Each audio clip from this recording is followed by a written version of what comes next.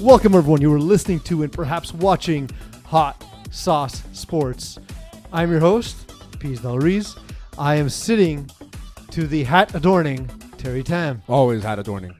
We are socially distanced in a city that unfortunately protested the wearing of masks. Yes, add Montreal to the list of idiots. I saw that. I was driving downtown. I saw a bunch of people walking down the street. I'm like, is there a Black Lives Matter protest? But then I looked and they were all white.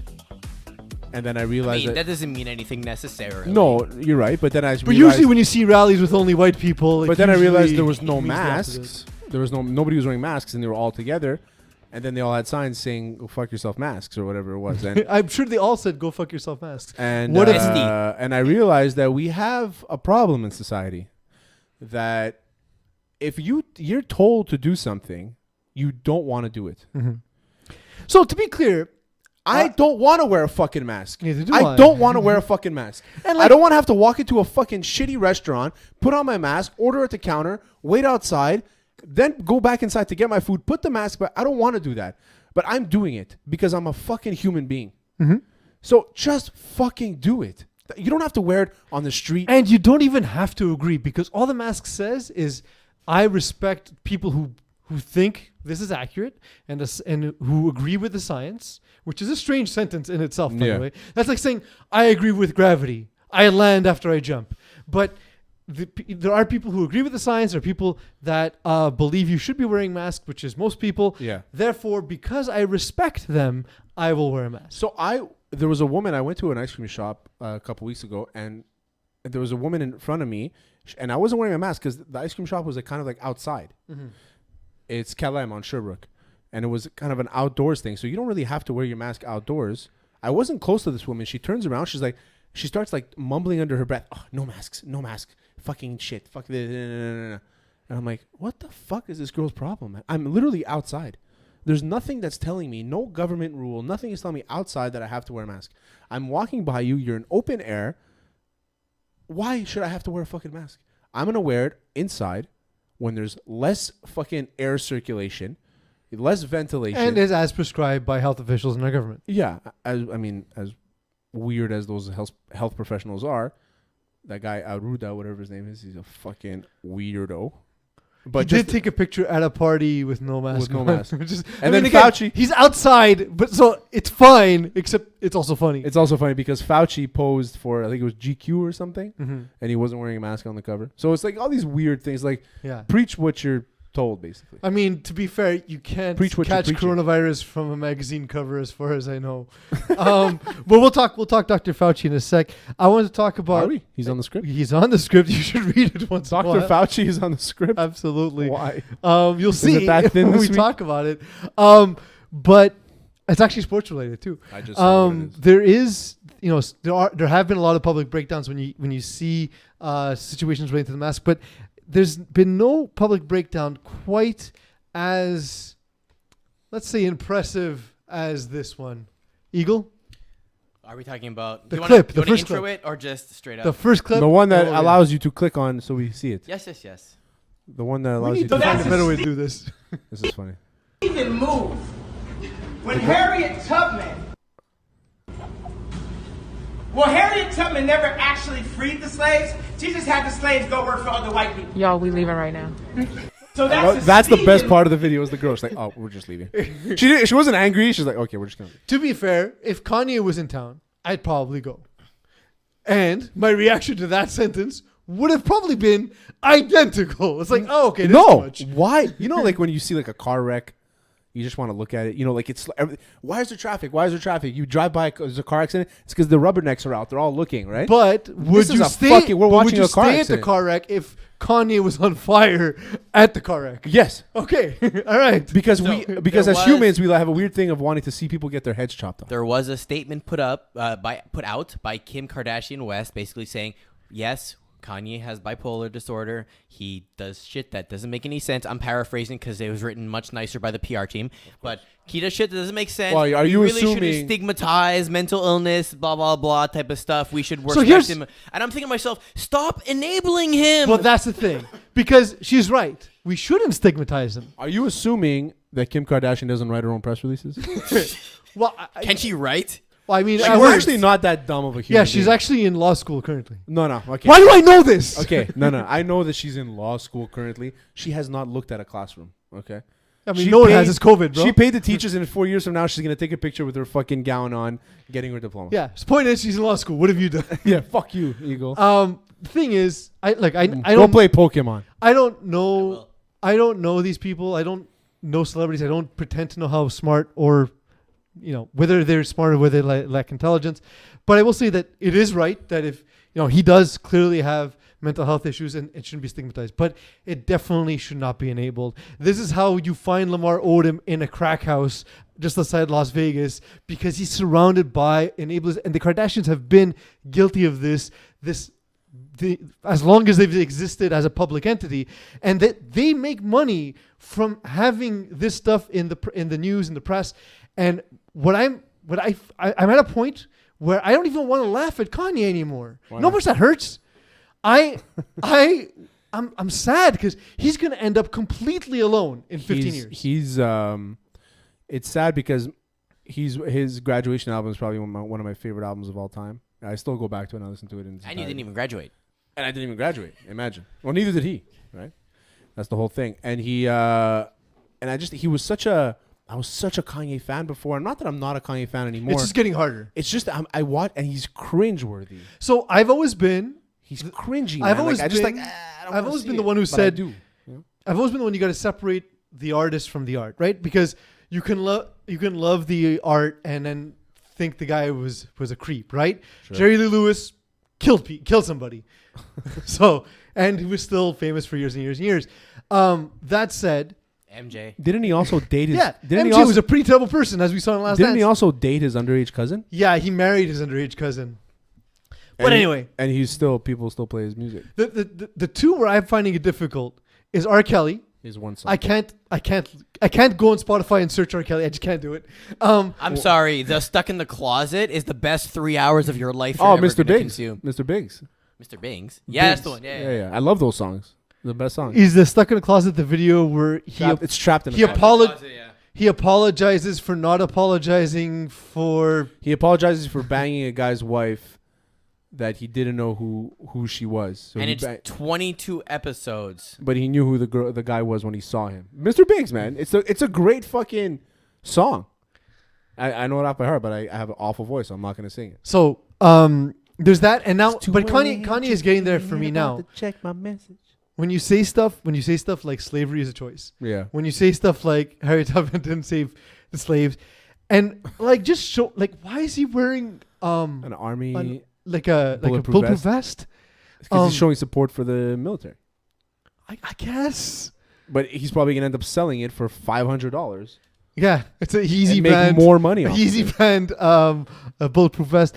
No, but that's the thing. Yet this isn't this isn't even the breakdown I was talking about, Eagle. We don't have a visual for it because all of these tweets were taken down. But last night, as my wife and I settled down to watch Harold and Kumar go to White Castle for no reason whatsoever, Have you had White Castle? it's delicious. I've had it once. It's pretty good. I I mean, had it I've had the frozen ones here, but I not had the it same. once in the States, and it's pretty legit. Yeah. Pretty legit. Better than Dickens. No, They're absolutely just not. different. but not better than Dickens. Not preferable over Dickens. And so where we are now, though, is Kanye then went on a rant, ripping a bunch, just ripping into the Kardashians and the Jenners, basically saying that Meek Mill slept with Kim Kardashian when they were supposed to be talking about prison reform. That he was referring kind of because also not in the clip that we showed is he wishes at times that he aborted Northwest, his daughter. It's heavy. There's a lot of heavy stuff there, and that's where I was like, man, I'd love to make fun of you, Kanye, but man, I'm just sad right now. I'm sad because there's something going on there, and I mean, obviously there's horror stories of people that suffered with bipolar disorder, and it's like, I don't want to make fun of the guy, but he's too. I can't watch him anymore, and I can't take him seriously because I really feel like he needs help. That said, there's one thing we can laugh at. Eagle show this picture. He used this to refer to his mother-in-law. And mother-in-law and son-in-law relations can be tough at times. He referred to her as Chris John Young. And of course, This is the funniest picture I've ever seen in my life. the internet is undefeated, as always.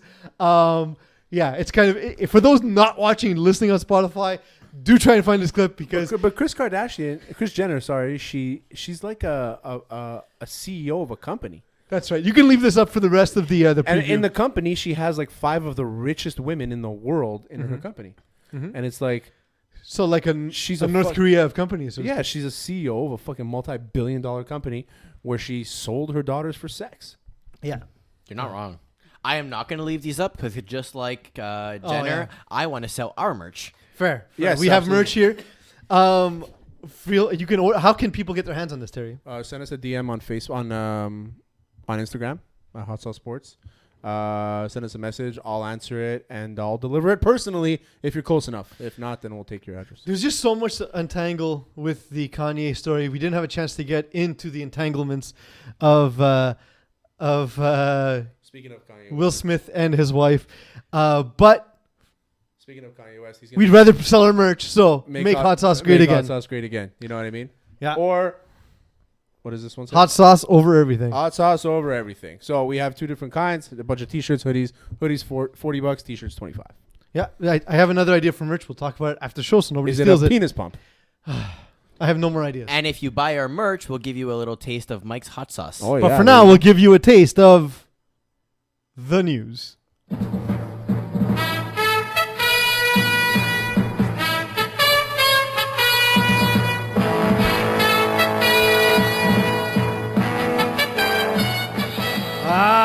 Terry, it's the news. How's it going? Mazel tov. Are you ready for the news?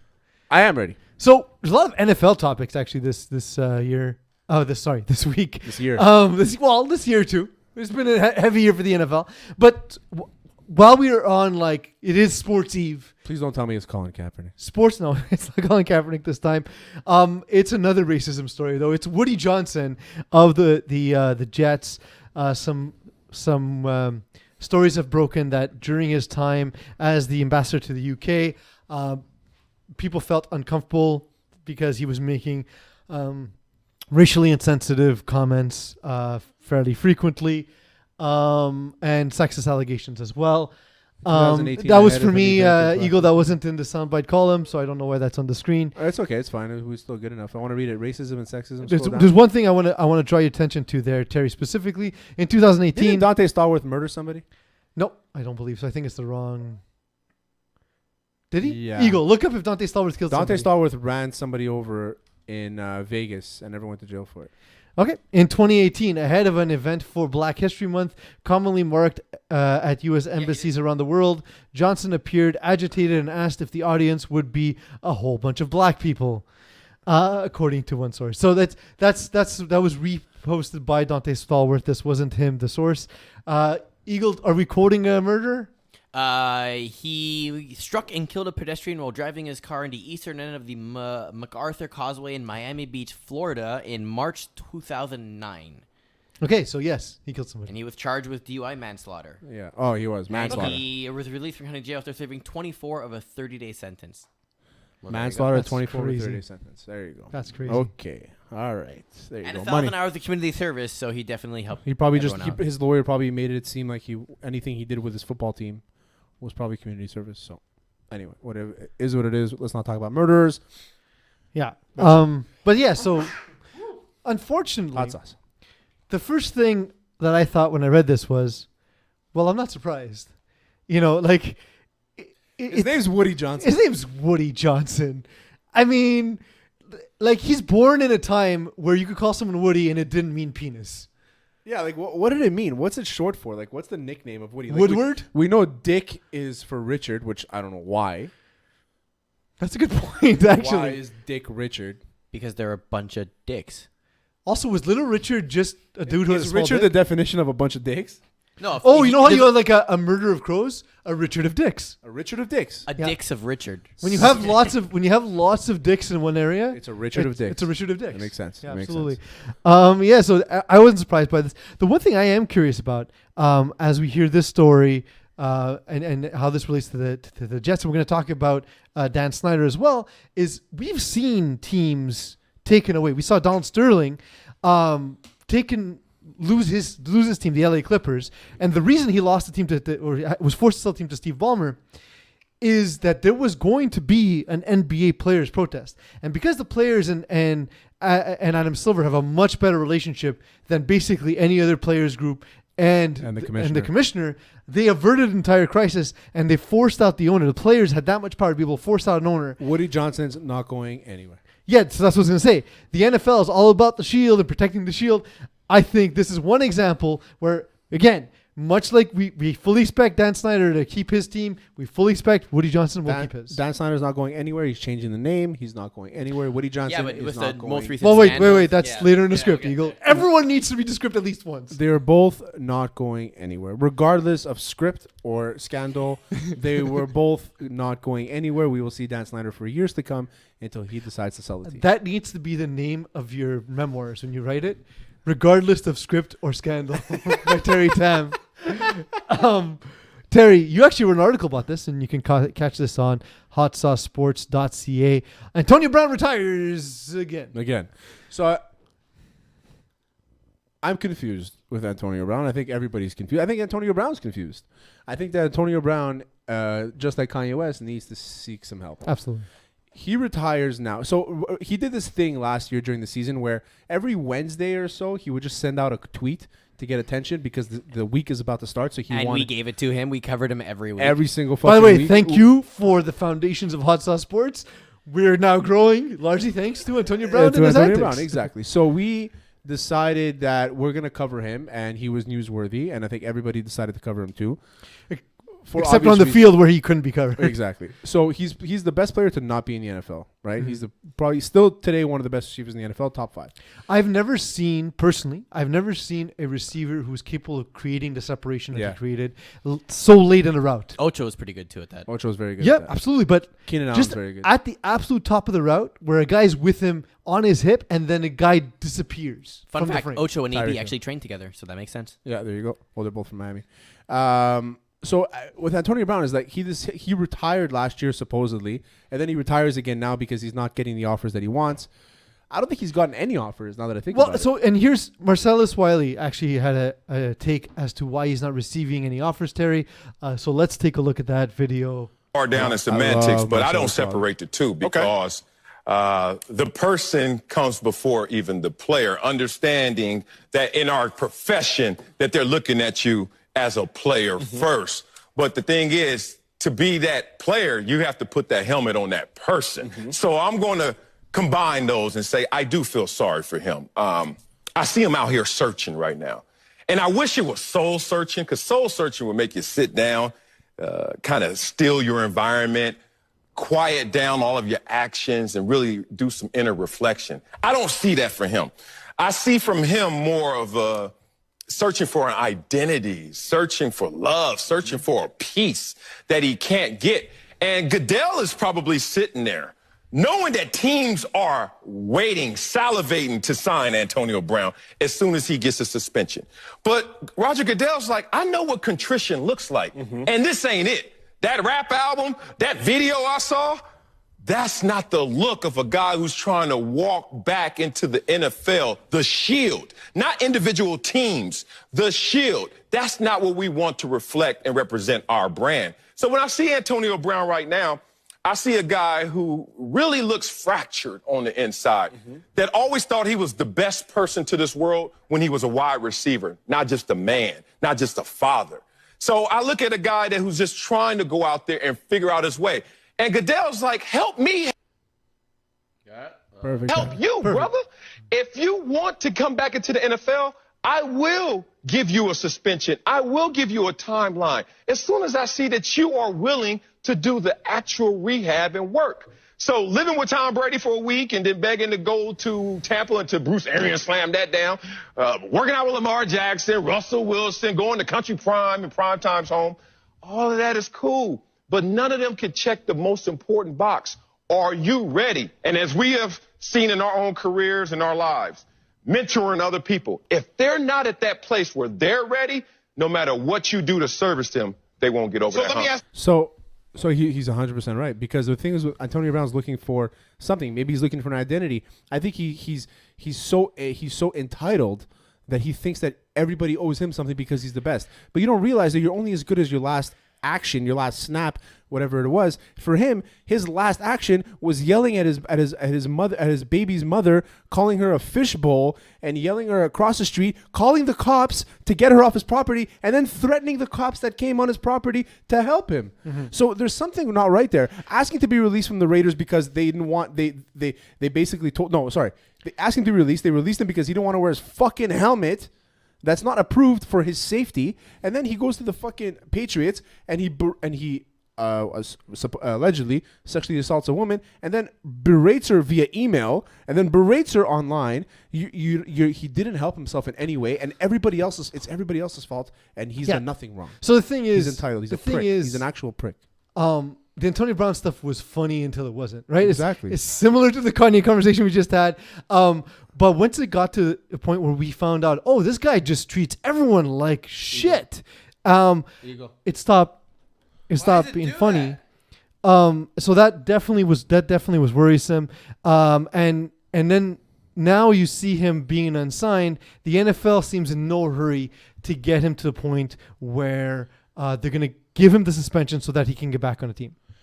I mean, he has to get back on a team first to get suspended. What team is going to give him a chance? Well, but that's the thing is, who's going to take a chance signing him when you don't know what the suspension is? Well, you know what I mean? So like, it's sort of like a catch-22. Somebody's going to have to take a risk.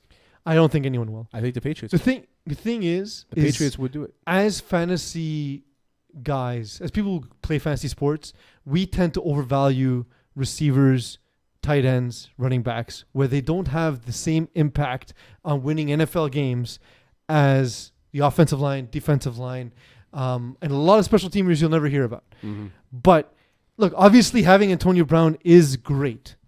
But I remember Las Vegas oddsmaker saying once, a star NFL receiver gets hurt, it affects the spread by 0.5 points. A left tackle gets hurt, it affects the spread by 6.5 points. There you go. A quarterback gets hurt, depending on the quarterback, it's even greater. So I mean, obviously it's a luxury to have Antonio Brown. It's also not necessary to win. It's not a necessity because the thing is, there's so many in the NFL now. It's unless you're the top, which Antonio Brown is, it's receiver or running back by committee.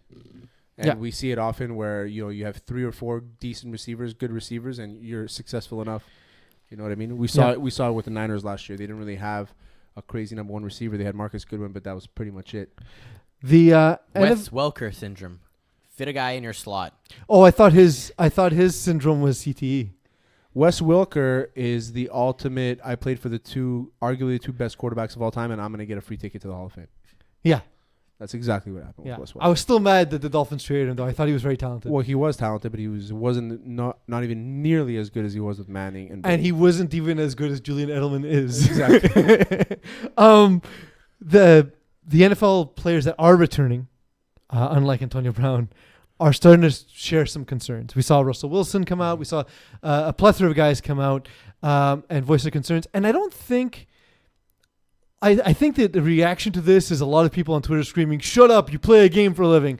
But I think it's just normal to expect from your employer a set of guidelines for your return to work. It's their job. Do they have the same agent by any chance? Who? Like that was a PR stunt, right? Oh, multiple 100%. high athletes posted almost the same thing at almost the same time. That's a stunt. So someone coordinated that. Yeah. So do they have the same agent? Highly doubtful. Because they're all too high level. Who came up with the idea Unless they're all Drew Rosenhaus. They probably all got together. Well, imagine they're all Drew Rosenhaus. It's possible. Well, check into that, actually. So it's Hopkins, Russell Wilson, Mahomes. But Russell Wilson and Mahomes don't have the same agents. So the NFL has been lax on coming up with... And the thing is, they have the benefit of being last, right? Like we've said on the show week in, week out.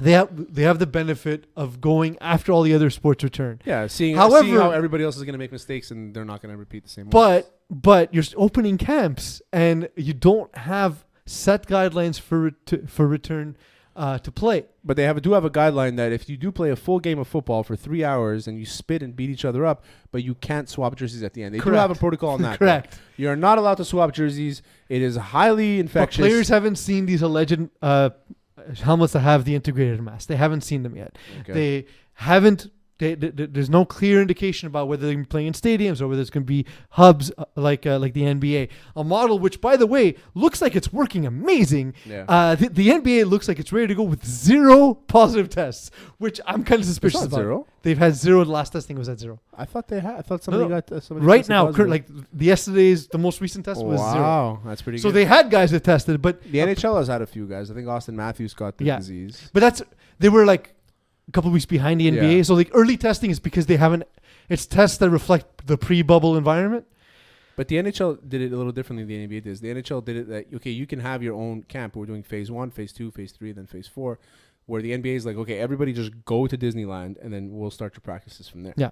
So the NHL did it a little differently where they're still at home, so they're still more exposed. So I get it. And at the end of the day, as long as we get to watch some fucking sports, I can make some money. That's all. Hey, Sports Eve, man. Sports are back tomorrow. What do you mean? Tomorrow night we have Who? MLB. MLB Oh, opens MLB. tomorrow. Okay, I was like, what are you saying? I've been so hard for baseball right now. I don't know why. watched an exhibition game. Fuck out of here. I swear to God. And I was like, I just been watching golf. it was Diamondbacks versus Dodgers, I think it was. Yeah. And I was like, why am I doing this? But baseball Because I'm literally starved for sports. So I don't know about you guys in your softball leagues there, but are they not allowing like double plays and stuff like that? They're not allowed No stealing. stealing for us. Which is so weird. I've actually only played a It's single because they don't game. want to create additional moments of contact other than on hits, right? Unnecessary contact. Yeah. I guess. Makes sense. I even saw an umpire calling strikes from the pitcher mound instead of being behind the catcher. Because there's 2 people, right? Catcher and batter. So instead he's like, I'll put myself behind the pitcher. I thought So that was there's only one- because it was That's only so one ump stupid. for that game. No, there was 2. Oh, okay. That's why I was like... Which is weird. actually you could probably get a better angle. Yeah, but you don't get height. You don't get the whole thing. You get No, a you can see distorted the height. angle. You Yeah, can but see you get a that. distorted angle like you do on the mound, where you're sure something's a strike and it's not. I mean, it is. But yeah, so that's with baseball coming back. Anyway, we'll talk about that in a second. But we're still on the NFL. The latest in these, and now we turn to Dan Snyder. He wouldn't lose the team for protecting the team name he was so fond of. But more recently and something of greater severity, 15 women accused former Redskin employees of sexual harassment. And you know it's true because when the newspapers call and say, do you have any NDAs with these women? And they go, no comment. And then you ask, well, then you'd be willing to waive any NDAs for any of these women if they had one, right? And they go, no. Well, then you know they have them. It's true. That's a very good point. Yeah, it's pretty fucked up. The Redskins environment is completely toxic. We live in a fucked Sorry, up the world. Washington. I don't know why now I'm calling them the Redskins. By the way, I haven't done it for years. We live in a fucked up world where you can literally pay somebody and make them sign a contract and not say that they got raped by you. Yeah. Technically, that's not allowed. They're not enforceable if Because it's to a criminal prevent- act. So here's the other thing. But it's not a crime to harass someone, right? Most NDAs. First of all, it is a crime to harass someone. No. It's Absolutely. It's debatable. Yeah. Depends on what. Depends on how. I mean, okay. You can lose your job. You can lose money. Okay, so as But an you can't example, go to jail. Let's say, for let's say, Depending, 'cause Terry sexual goes- harassment- Unless it becomes threatening, physically. Well, that's what I'm saying. If you threaten someone, Yeah, But but you're that's not different. threatening No, them. if Terry calls his employee a piece of shit every single day for the next month, he can't. That's not a crime. I can get but fired. if you make him sign a contract saying you can't tell anyone, I told you this every single day. well, here's the other thing. Yeah. NDAs are largely unenforceable in a legal case. I agree. So whether or not you sign them, if this does come to light, all you're doing with an NDA is trying to scare the person who's signing Yeah, but if it. you're the Washington Post, and I'm pretty sure they've seen the NDAs or have had lawyers take a look at them, and they're like, yeah, we can't reveal your name even if you wanted to, or the whole stuff, just for actions to be pressed against you. But one person didn't have one, and that's how this whole thing started. And so, All look, it takes is one. the thing is, Terry. we have what gives me credence to this is when you've been so steadfast in defending your team name, He's using big words again. despite I try to teach you a word every show. Steadfast. With them being so steadfast on them maintaining their team name, regardless of who was hurt by it, does seem like the same kind of organization that would not allow people to come forward despite how they've been hurt. That's a very good point.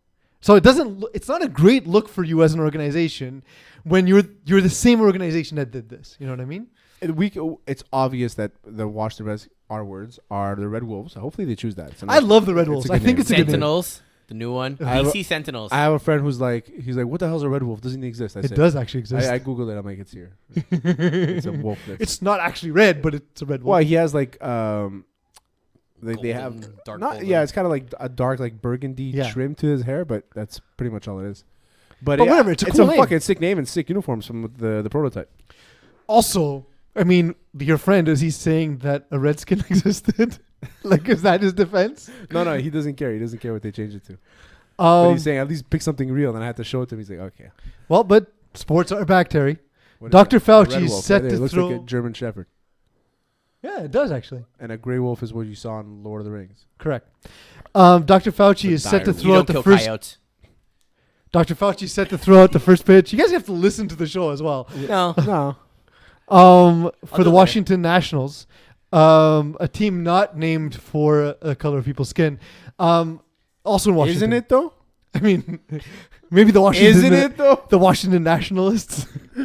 It's pretty close. Yeah, they should take the team away and send them to Montreal. It's pretty close. Pretty I feel like close. I've heard that story before. So Dr. so does Fauci, Fauci wear a mask though? I think he should He wear a has to. mask. He has to. To troll people, he should wear a mask. 2 is, do you think he gets it to home plate? So The if guy's you're, a tiny if you're human Dr. being. Fauci, He's tinier than Altuve. you can't fuck up the first pitch, right? Because like this Can't is be worse than 50 Cent though. already Oh, no, nobody's people worse than 50 already people are doubting you because a crazy president who has no background in science is saying that you're making shit up. So if you bounce a pitch, that means you know nothing about science. Exactly. In the world we're living And now. I can't wait for him to fucking bounce the pitch or to fuck it up, and then Donald Trump's just gonna roast him. Roast him. And then if he doesn't, Donald Trump will still roast him. Exactly. Yeah. I mean, fuck. This whole Fauci thing is a circus, man. It's a If you fucking can't throw a circus. ball, how can you solve a pandemic? Yeah. There's nobody that knows more about baseball than I do. I lived in New York. Steinbrenner's great guys. All right. 3 things you shouldn't be proud of. I Yeah. wish him well. I know him well. Me, him, and Epstein were good friends. I mean, not Only, anymore. only the Steinbrenners. So what's your bet? Did we make a hot sauce bet here? Do you think Fauci bounces it? I think he bounces it. All right, I'm gonna take the side. Unless I find out on the next day that he somehow played Little League for. He's got to be practicing constantly for this. I highly doubt he 'Cause, gives like, a shit. If you got a chance to throw the first pitch, there's no way you're like we're guys. We have ego. All we're gonna do is practice. I would try. I'm just showing I up would and go. I would practice. I would not stop practice. I would practice that morning for like an hour, and that's it. No, I would do it for like a month. Because you know how when you're nervous for an exam, Mm-hmm. you just want to get it over with. Yeah. That's how I do. Yeah, but see, I'm like this. The only thing that got me through school was tormented that I'm not doing enough to get through it. That makes sense. That's The what I only would thing that do. got me through school is not doing anything until I needed to. Exactly. When you need to is when the MLB calls you, say you're throwing the first. Yeah, but then I'm really good at it.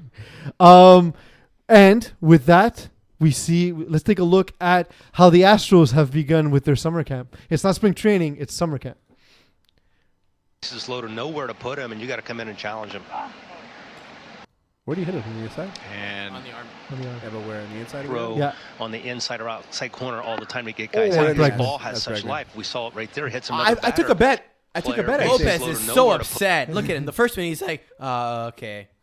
Next batter. Look how upset he is about missing his pitch. He's like, really trying to sell Oh, it. darn. Darn. Shizer. So I love that the world, despite a global pandemic, despite worldwide protests, people didn't forget that the Astros are fucking cheaters. Some of the comments though were it wasn't his fault. His pitches were all over the place that night, anyways. And I'm like, well, I'm happy it hit them. Also, it's So like when people say no, that, by it's the not. way- It's not his fault. Altuve didn't get the message in his ear that he was going to get a breaking ball. It's true. Yeah, You didn't hear the can. He didn't You have hear it. the Yeah, can. he didn't have it. I've heard from high level pitchers that you might lose your grip on a breaking ball. You never hit someone with a fastball by mistake. It just doesn't happen. If you're good.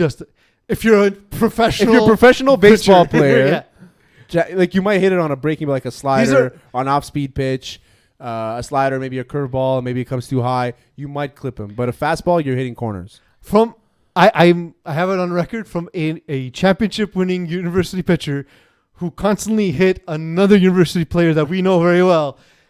It is never a mistake. It is never And in a that mistake. case, I probably do not doubt that it wasn't a mistake. Terry, we have a new segment that we're debuting today. Hopefully this continues and we'll get imaging if it does. We do. But it's called Making Enemies because Hot Sauce Sports is making enemies. I will read out the hate mail that we got.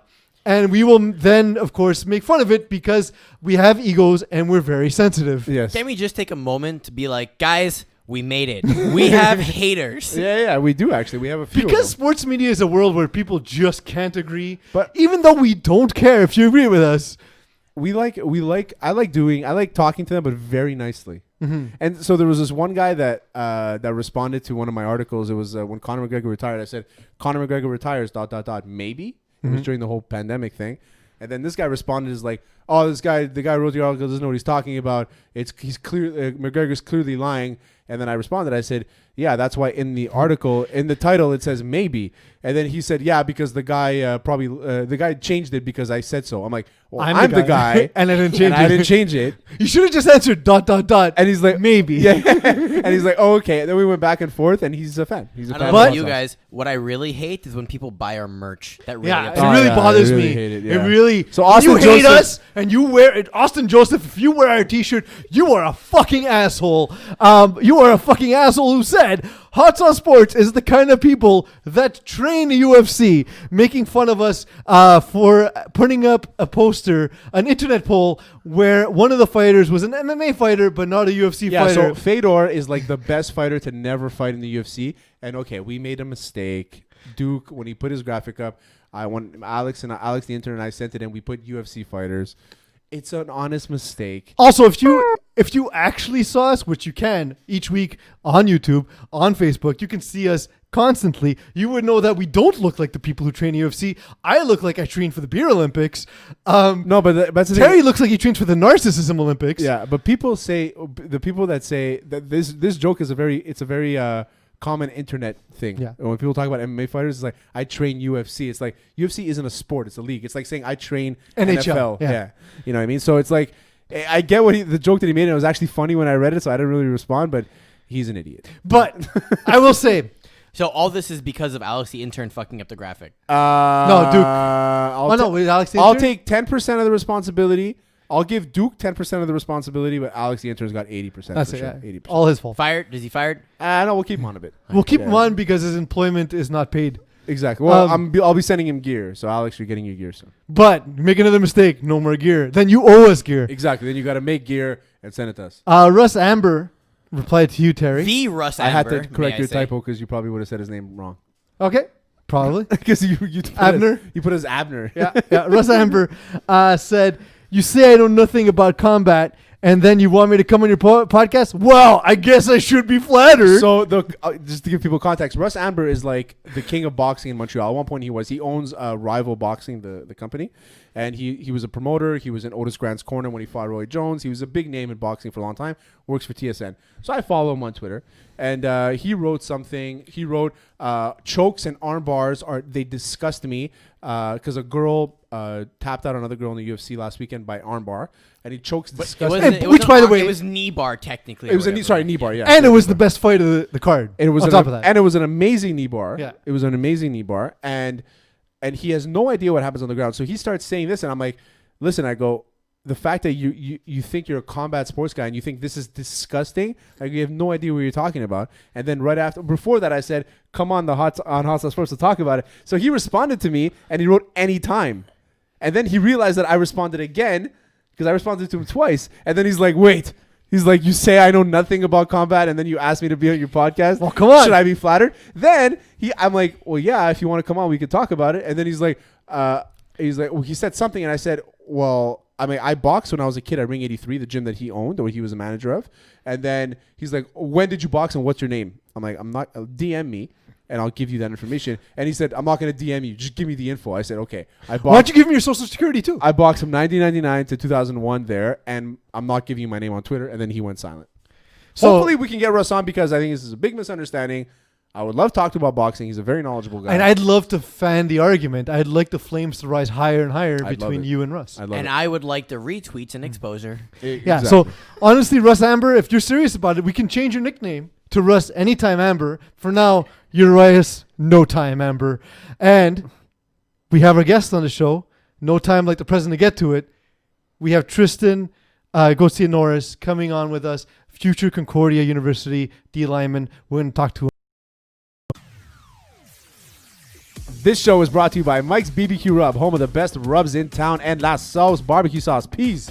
Just like Rubbercraft, I can't resist a good rub down, and Mike's barbecue sauce is the best rub down in town. So visit Mike's BBQ Rub, MTL.com, and use Hot Sauce 10 promo code for 10% off on all individual bottles. That's Hot Sauce 10 for 10% off. And don't forget to rub your meat peas. Oh, Terry, that was so much news. All of the news. I can't believe we got through all of it. Now, of course, we are joined by former Champlain College football star and now Concordia University football recruit, Tristan Gauthier Norris. He joins us courtesy of Mike's Barbecue Rub. Yes. Their slogan is, of course, Terry. Don't forget to rub your meat. Yeah. Have you rubbed your meat today? I rubbed my meat a few times today, actually. Eagle, is the reason you're late that you rubbed your meat? I am not going to confirm nor deny, but there's a possibility there was meat involved and a rub involved. Tristan, as a university football player, we start at the only place we can. How do you feel about the concept of rubbing your meat? Love it. All for it, man. All for it, yeah. All for it. Pro rubbing meat. Pro rubbing meat. Or is he a meat rubbing pro? Or pro at rubbing meat. There we go. Amateur athlete because it's college, but pro at rubbing meat. Tristan, how's it going, dude? It's going good, man. How are you? Good. So how was everything when it comes to recruitment and all that? We saw that you signed on with Concordia University. Your first football season is set to be fall ? But given all the things that happened with coronavirus and the pandemic, how did that affect the university recruiting? Well, for me, it didn't affect a lot because I was getting recruited back out of my first year of CJEP football. Mm-hmm. So for me, like I had already done all my visits. So for me, it was okay. But I know for a lot of guys, like visits now became virtual. So it became really complicated. Mm-hmm. And you're going to Concordia. Obviously, you're going to have to fight for a position over there. I don't know who's in line. I used to know who was there, but who's on the D line right now? Right now, we're not a lot of D linemen. Like we're a lot of O line and all that. I'd say a solid 12 to 15 D linemen. Okay. But I'm a defensive tackle, so we're around like 6, 7 guys. Yeah. See, I'm at the bottom of the food chain. I'm a rookie coming in out of a D3 college. Like even though I have a lot of awards to my name, I gotta fight for my spot, and I'm all for it, man. Like so get all the critical. We didn't have the best basically. Defense last year. Yeah. Well, it's college football. It's Canadian football, so third downs is mostly punt. That's a joke. So I'm gonna. But honestly, I'm gonna try. Whatever happens, happens. I do like that he pulled the most peas thing ever and was just like, oh yeah, also I have all these awards. I have many leather-bound books. My apartment smells like rich mahogany. Tristan, but Tristan, how sorry, Peas, how tall are you? I'm only 6 foot actually. Like you don't weigh 365 pounds. No, well, no, not anymore. Okay, I was gonna say because that's what you were listed at. I was like, this doesn't make any sense. I was late at where? On I'll find it. I was just googling you just to watch some videos and stuff. So I was like, this makes no sense. The thing with Canadian University and CJEP, you don't have to agree, Tristan, but you can agree spiritually and in mind to not get you in trouble. They inflate a lot of players' heights and weights. But I was thinking, even if it's a typo, let's say you're probably 265, right? Is that where you're weighing in at now? Right now I'm weighing at around 280. I'd say a solid 280. Yeah, Champlain has him at 6 foot 1/8 of an inch for some stupid reason. So 6'2", congrats. And 290. Yeah. 290. Okay. There you Thank go. you. Where'd you get 370? I'll find the link. It had to look twice. 365 is massive though. But big for NFL. It didn't make sense because I was also watching a highlight video. I'm like, okay, his bench is 365. You idiot. Was that it? Yes. Was I that blasted where I fucking? Was I looking at it so high and I'm like, fucking, it's his weight, 365? High production standards here at Hot Sauce Sports. Remember to watch, like, and subscribe, please. I had too much Mike's barbecue sauce. Absolutely. So you're going, you're playing D tackle. You played D tackle your whole life, I imagine? Well, I mean, I've only started playing football for the past 3 years. I'm going into my third year of football. All right, make me jealous. Don't you hate people that are this talented? Yeah, so there's a few guys I know like that just, I'm gonna play for my CJEP team. Well, wasn't Junior Luke like that when he came on the show? He's No, like, yeah, Junior he just started playing, but he started playing seriously when he got to CJ. Yeah, Junior Luke. Do you know Junior Luke, Tristan? No clue who that is. So he plays for Montreal now. Actually, he's in the CFL, I think, right? Yeah, he's in. He was at Carabin, and then he played. Okay. He was a first round pick for the BC Lions. BC Lions, yeah. Had a workout with the New York Giants as well. Wow. Yeah, he's a big boy and he's super fast. But he was telling us that he didn't really take it seriously until he was in CJ, and we're like, oh, okay. Yeah. So there's athletes and then there's me. Not athletes. Not athletes. I try. For sure. So, like, given that you're just starting now the university game, it's been up in the air. RSEQ and university football have been sort of on the fence about what they're going to do with this season. Any thoughts from you as to what do you think will happen, and what have you heard regarding precautions that are being taken by university clubs? So as precautions right now, I'm training a lot with Concordia. We do 3 runs a week, and basically how it works is that we're on each side of the field, and we're all 5 yards apart. So like I'm on the 20, the next guy's on the 25. So we do our workouts like that, and when we do runs and all that, it's always in a straight line, so from sideline to hash mark. So we have to keep our distance. We don't have access to our weight room in the school, which is kind of unfortunate for the people who don't have those gym memberships. So we're doing that. So as precautions, that's pretty much all we can do. I mean, like, we don't get to like dap each other up. We don't get to like, break it down properly. So everything's like a lot from a distance. Mm-hmm. As for the season, nobody knows anything. Like it's 50-50 right now. How do I'm sure you've had the opportunity to discuss with the players, but how do the seniors feel? Because you still have full eligibility ahead of you. How do the seniors feel about sort of the potential that they may not have their final season? Well, it's like getting robbed. It's like this thing that you thought you had for such a long time is now gone all of a sudden. So for them, it really sucks because especially the CFL prospects, they don't get that extra year of tape. So they don't get to like show off their skills to maybe potentially go play the professional level. So like, there's some guys that are kind of like désespérés, like they have no hope, and it kind of just sucks to see them like this. But I read somewhere on the internet that U Sports is over, like they're gonna reanalyze the eligibility rule. Yeah, they have to. I think they have to at this point. Well, I was reading at one point, and this referred to the NCAA, so I'm sure it applies to U Sports as well. Is that it's actually like a rights issue that if it's like it has to be equitable. So if they'd remove that eligibility for things that are beyond the control of the players, it's not an equitable practice. So therefore, they need to visit that. They need to revisit that rule for the upcoming season. I think that people sometimes they just try way too hard to make all these rules and keep it safe for the players. Just let them go through it. I mean, all you guys are young, you guys are healthy. You know what I mean? If you do your tests and if you're clean, you're clean, or whatever it is. You the 5 yards in between each person. Okay, I understand that. No dabbing, no breaking it down. Maybe I can understand that too. But at the end of the day, no Oklahoma drills. That's good. I mean, I think that's good for everybody. For just general brain health. That's which follows up. Which always. That's I was gonna say. What's your favorite drill in camp? Oklahoma drill. Well, on tape, it's Oklahoma drill, but in actual practice, I'd say it's just smooth. Honestly, scrimmage is where it's at because one-on-ones is rigged for offense. Offense always wins one-on-ones. So scrimmage. I mean, I get to do what I got to do. Yeah, scrimmage is best. A lot of guys like talking to quarterbacks, running backs, the quote-unquote skill positions. Personally, I love the big dudes. Best. Offensive line, defensive line. And the question I ask every time we have a lineman on the show is, what is a cheat day like for you, Tristan? Oh, a cheat day? Well, first, it starts with meat because I'm a plant-based type of guy. So I don't indulge in meat very often. So I would say for me it's 100%. Yeah. How long has it been? All the way.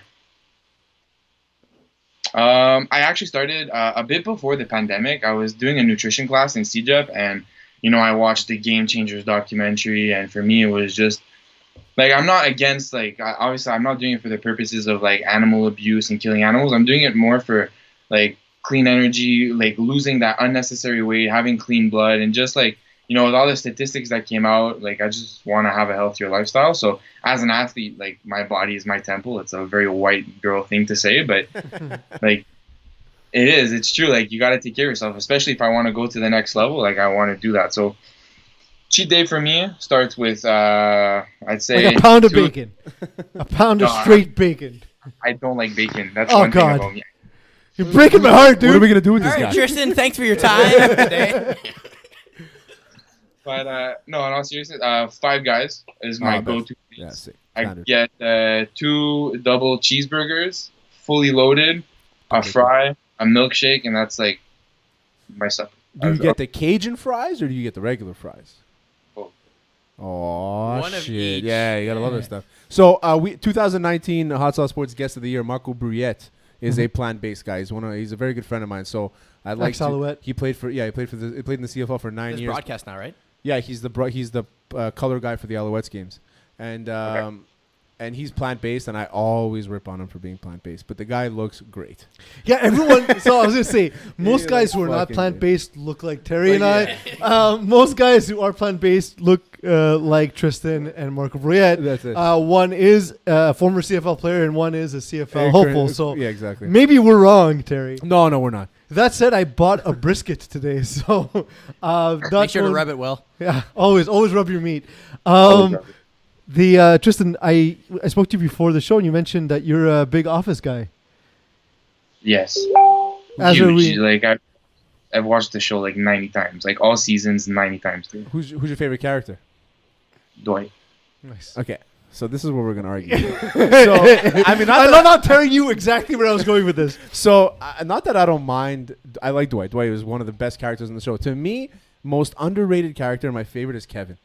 Kevin is by far the funniest human being I've ever seen in my life. You know he has a podcast about The Office. I heard. Yeah, I heard. So I'm gonna start listening to I've been actually listening to the Office Girls podcast where they go episode by episode. And I'm rewatching, but I'm not binging. Like I listen to them tell their behind the scenes stories of the show, and like they'll interview people that worked on the show. Yeah. And then I rewatch it looking for the things they point out, which is kind of fun. So even after all the times you've watched the season, Tristan, you're still a Dwight fan? I found like you get annoying after all. I feel like he has the most range as a character. Like he can be super serious, super funny. Like Kevin, he's just always the dumb guy in the office. He's the chili. He's the guy who dropped the chili, man. Chili, exactly. No, I thought we're what does a meme mean? But like Dwight has the most range as a character, and I feel like he's the funniest. And also, he's like the character who's the most consistent throughout all the 9 seasons, even though Michael left in season 7. Okay, so we've debated this actually for a long time. That's where I thought you were going. Yeah, are you pro Pam and Jim? Pam, are you pro Pam or pro Jim when it came to when he was moving? He moved to Philadelphia to become. So I'll give the context. You're pro Jim, right? I'll give the context. I was saying, in having rewatched the show for several times, my final analysis was Jim was just absolute sweetheart, great boyfriend. He was. Pam basically, look, he loved her and works for them, but she kind of took advantage of him at every turn. Didn't consult him when she sold the family house. Gave him shit for following his dream, even though he supported her. Yeah, last season. She didn't sell the house. She did, so they can move to Philly. Well, she sold it so they can move to Philly. But without consulting him. It's his parents' house. But so he what can if he follow wants to have a summer house in Scranton? I have to deal with this Scranton's all the electric city. the time. So it's the electric city. Okay, so let's let our guest chime in.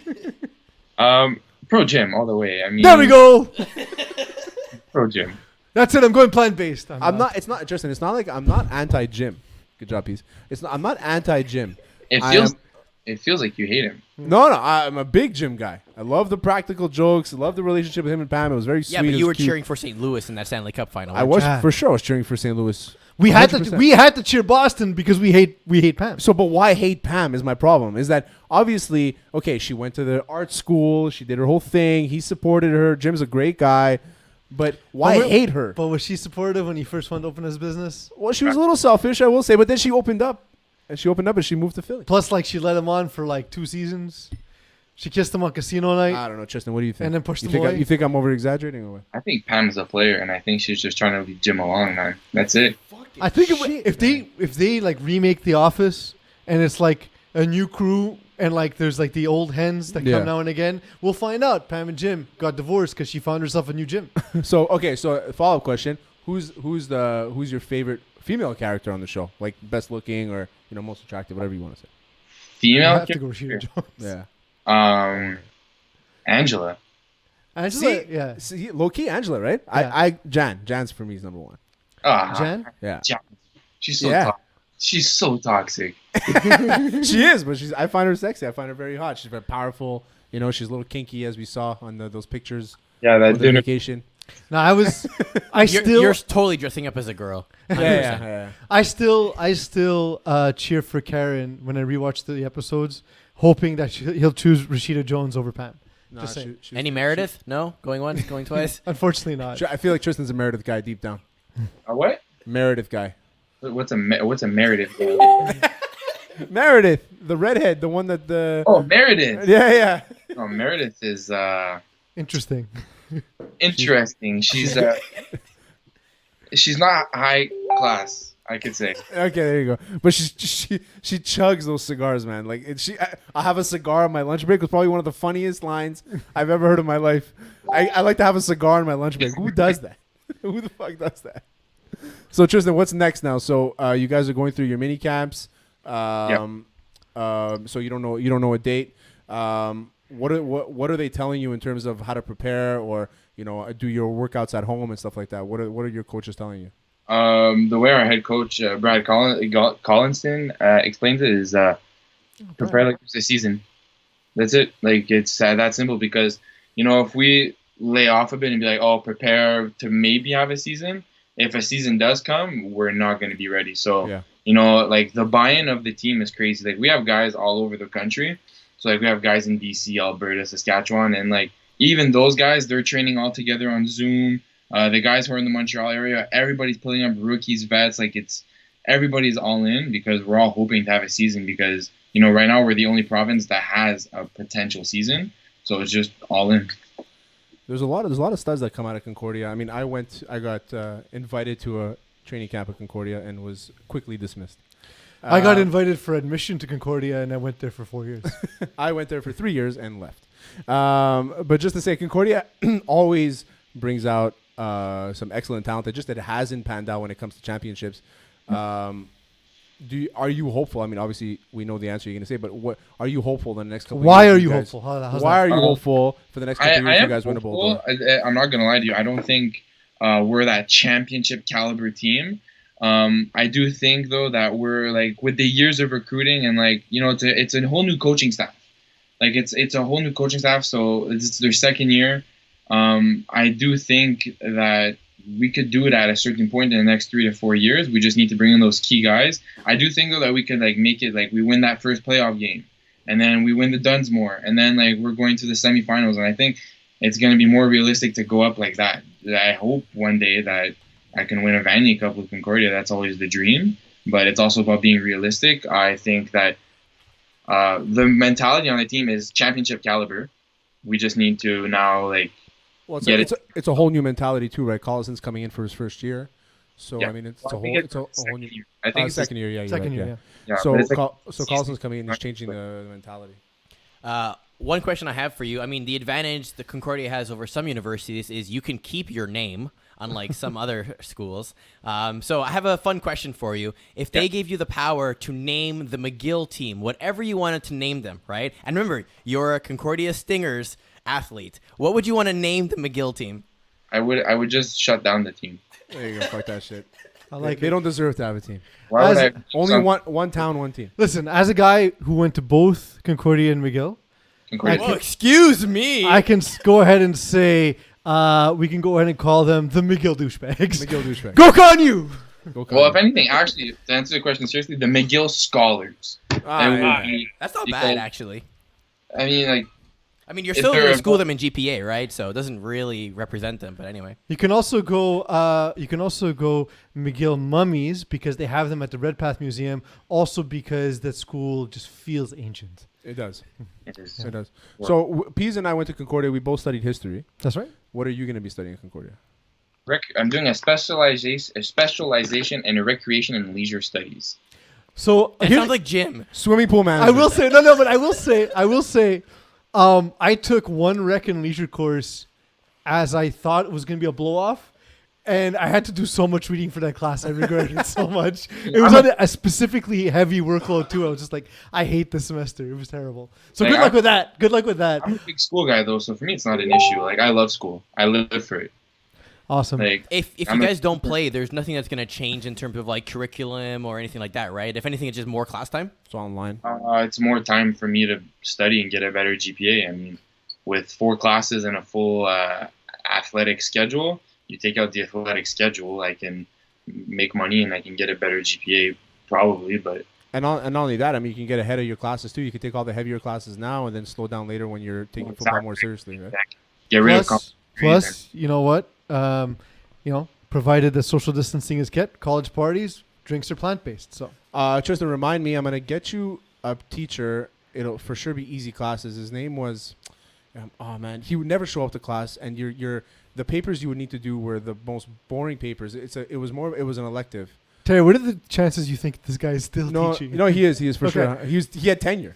Okay, so he's still. He was a French name, but he taught like a kind of like a history, political science class. I'll get it for you and I'll send it to you. Okay. It's a very easy class. You'll pass it for sure, and it's easy credits. Now, follow to my question. If you weren't playing football, what would you be doing athletically? Jiu-jitsu. Okay, that's what I wanted to ask. I got my blue belt in jiu-jitsu before I started football, and like jiu-jitsu really took the side for me because when I started football, I went like 110% into it. Yeah. But I'm a huge jiu-jitsu guy. Like I love it. So, when I don't know if you know this, but I'm a brown belt in jiu-jitsu. Okay. And I've been doing it for 11 years, and I started doing it as soon as I stopped playing football. And I was like 260 pounds back then. And then when I started doing jiu-jitsu, I went back down to like 205. And jiu-jitsu was legit probably the best thing ever. Which school did you train at? I was at what's the name? At Bravado, and because I have this thing up there. It's Bravado on Taschereau. Well, it was on Taschereau, but they're moving. I don't know where. Yeah, I know the school. It's a good school. We know a few guys actually that train there. It's a very good school. I have to admit, I didn't know the acronym. So when you wrote BJJ in the text, I thought it was blowjobs jobs. So it's like when a blowjob grows up and needs to find employment, they get a job. So that's what I thought you were referring to. As it turns out, it's Brazilian Jiu-Jitsu. So I was very wrong. So you're actually, how old are you now? You're 20? Yeah, I turned 20 in May. So you're lucky that you started jiu-jitsu at that age. I started when I was 23, which is still a good age to start at. And it's the best, man. But you know it. You caught the bug. And if football doesn't work out, or when you retire, I think jiu-jitsu is probably the best thing for athletes because it keeps you competitive every week. And it's such a hard training. I haven't trained for 4 months because of COVID, but I'm dreading going back because I know that the young guys at the gym are going to fucking annihilate me. I mean, I only did jiu-jitsu for 2 years. There you go. So it's Ronald Roudain by any chance? Who's that? I'm looking at the history profs. No, it's Guy something. Guy something. Oh, jeez. I don't know. I'll find it. I'll Not send it on to their Tristan. faculty, so I don't know what the hell you're talking about. Did you make up a fake find class? it. No. and Hire a guy to play a teacher? I'm gonna find out right now, just because you guys are making me feel stupid. Well, Tristan, thanks for joining us today. Thank you for all your time. Thanks, Stay safe. Stay healthy. Terry, can you tell us who this interview was brought by? This interview was brought to you by Mike's BBQ Rub, MTL.com, the best sauce in town. Visit Mike's BBQ Rub, MTL.com, and use Hot Sauce 10 promo code for 10% off on all individual bottles. And don't forget to rub your meat, Tristan. I always rub my meat. Thanks, Tristan. Talk to you soon. Thanks, Tristan. Appreciate it, bro. Yeah, bye. This show is brought to you by Mike's BBQ Rub, home of the best rubs in town, and La Sauce barbecue sauce. Peace. Just like Rubbercraft, I can't resist a good rub down, and Mike's barbecue sauce is the best rub down in town. So visit Mike's BBQ Rub, MTL.com, and use Hot Sauce 10 promo code for 10% off on all individual bottles. That's Hot Sauce 10 for 10% off. And don't forget to rub your meat peas. That was a great talk with Tristan. He's a good dude. Love interviews like that. Oh, yeah, for sure. Just really down-to-earth guy. Hope to have him on again. He's a good guy. Hope when he makes it big, and he will. Because, as soon as you become on Hot Sauce Sports, automatically you become a professional athlete. Your Madden rating goes up by 6. Yeah, exactly. So, I mean, comedian friends are starting to open for big acts and everything. Yeah, exactly. Athletes are getting recruited, big contracts. Yeah, look at. Shaquille Finn, when he came on, he won a second belt after that. Okay, Akeem came on, he got a spot in Vancouver, opening up, made good money, a lot of exposure for Hakeem. I think he opened for Sugar Sammy actually last week. He opened for Sugar Sammy last week. It's actually, I really can't I was wait supposed for to go. Hakeem. I was gonna buy tickets and then whatever because I didn't know Sugar Sammy was gonna be there.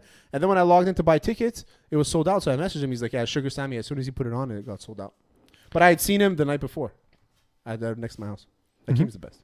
Among other people who have found success. Absolutely. Marco Bruyette won 2019 Guest of the Year at Hot Sauce Sports. Yeah, and he's on TSN. And he's on TSN right We now. take full credit, even though it happened before he joined the show. And Who else? McNamara is also on TSN. That wasn't because of us, but just wanted to say it because I'm saying stuff. I'm sure he gained one follower because of us. So That said, Russ Amber hasn't improved his status. I So, mean, you gotta come on. You gotta come on. and we'll talk. Eagle, it's time. You know what time it is? Yes, Yes, that's why I but told you it's time. What time is it? Rapid fire time. I hate you so much. It is rapid fire time.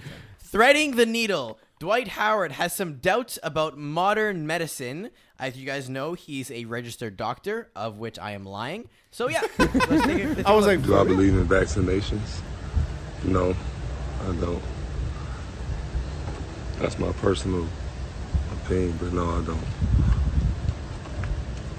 so the analysis in this break is it's unbelievable. I have a couple things. I don't know why he doesn't have 19 TED Talks about why vaccinations are bad. So first of all, let's lead with, when did medicine become a matter of belief? When did you go see a doctor and he's like, your arm's broken? You're like, nah, fuck it, I don't believe fuck you, I don't believe you, man. Nah, arms don't break. Dances break. Break dancing's cool. No, but the thing is, Dwight Howard, I can't wait for him to retire just so all of the truth about Dwight Howard comes out. He is a lying sack of shit. You think so? Oh, I know some stuff. Oh, really? I know some stuff that's not substantiated, but NBA players will talk Just say when it. he's retired. Just say it. Absolutely not. Why? WTF Washington. DJ Swearinger releases text where he was threatened by Jay Gruden. Just another story about Washington. I know we talked about it a lot, but hey, more stuff to pile on. After Jay Gruden was caught like picking up chicks at a bar outside, smoking a cigarette and stuff, nothing surprised me with this guy. He threw that. I saw that. I'm like, this guy is off the rails. And now he's the jealous guy of the stripper that he banged.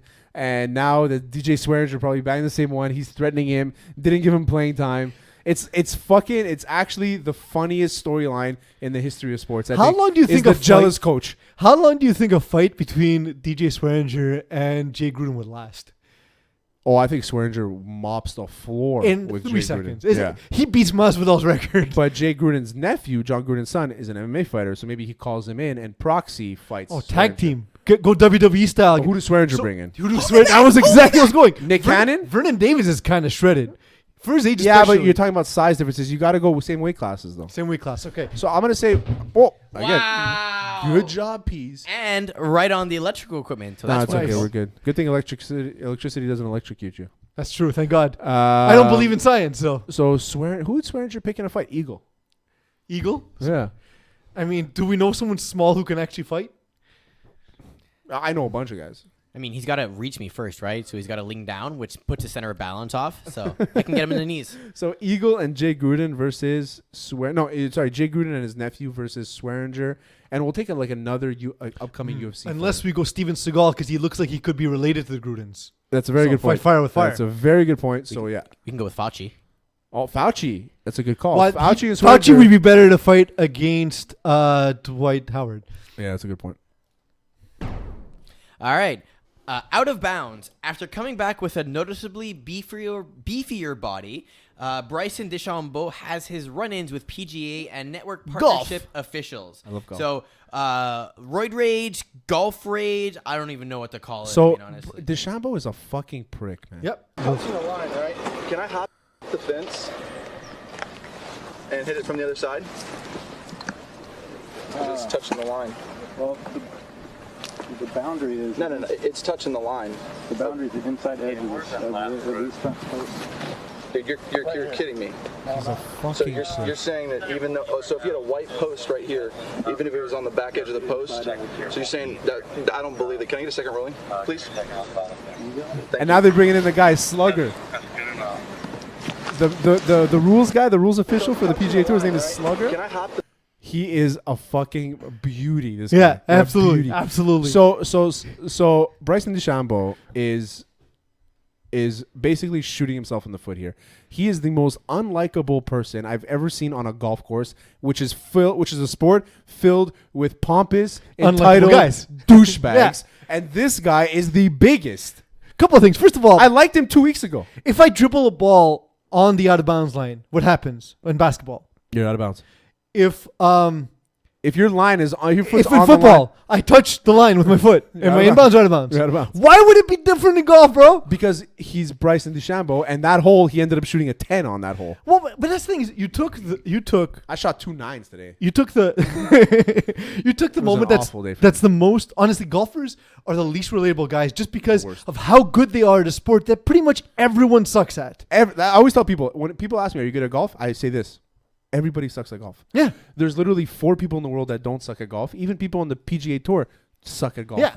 So Nobody here's is the thing, good You at have a golf. moment. You have a moment here where you can actually be likable. Instead, you just turn into a pompous douchebag. And this comes off 2 weeks ago when he ripped a cameraman for doing his job. Yeah, for filming golf. For filming him having a reaction. They want ratings to go up. Bryson DeChambeau is a guy who everybody's watching because he can drive the fucking ball 420 yards. Because roids. Because of, yeah, most likely. The guy put on 60 pounds in 5 months. He's an anomaly. To be fair, some of it does look like donut weight. Yeah, he's a little pudgy. Yeah. He is pudgy for sure. But he's got a lot of power, and to drive the ball 400 yards every time, he should be the guy that everybody wants to watch. But now nobody wants to give a fuck about him. He ruined He himself. checks all the boxes. He gets pissed off. Yeah. He misses shots. Yeah. He's kind of fat. Bryson, we need you, bro. He's basically Happy Gilmore. He's a not nice version of John Daly. Got Wood? Question mark. Yes, I do. Sports reporter Darren Rovell quickly removed a tweet as it was pointed out that he missed the fact that there is an early quarantine meme in the background of it. So some of the MLB facilities have been doing little people in the background. So see if you can point out the oopsie in this picture. It's like Where's Waldo? In case you can't see it, let's just make sure you can see it. He's just zooming in. Listen, I think the shirtless black guy in the sea of old white people, I think we're gonna be able to see. It's like Where's Waldo, but it's Where's Wood. Where's Wood? This time, it's not about Eagles' love life. It's about the fact that Wood, the meme, appears in Citi Field, ready to watch a Mets game. Guys, firstly, how did the Mets not think this was going to happen? Secondly, obviously because it's the Mets. Yeah. Secondly, how did Darren Rovell not know this was an internet sensation? I think Darren Rovell knew, and he's gotten to the point now where he used to not know, and now he knows. He's like hyper aware, Yeah, but knows and it's content for He's him. trolling everybody. I think he's accepted. He's the heel of the internet. I think he's accepted his role as the biggest loser on Twitter. And last Fuck rapid Darren fire for Rovell. today. Gone fishing. So on one Ben of their Simmons. off days, the San Antonio Ben Simmons. Spurs blew off some We did that steam one. and went fishing. So here we have a little bit of footage. No, I do not want to log into Twitter. Let's try it again, shall we? We need to Not fix my this. fault. We need to fix this. Why don't you just automatically have it logged into hot sauce? Because it doesn't work that way. Why not? Basically what that does, and then it comes off your boat, it stops the boat. If it happens accidentally, just reattach it.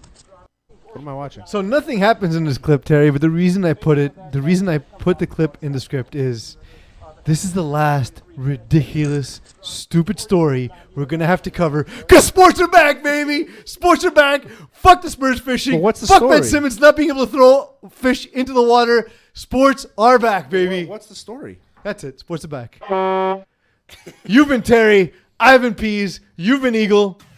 You've been listening to Hot Sauce Sports. I was gonna say the name of the professor, What's the professor's name? Jean Bellil, but he retired. Oh. See, I told you. A's. And his name was not Guy, by the way. I thought it was Jean Bellil. I'm racist towards French people, apparently. Please don't admit that on the show.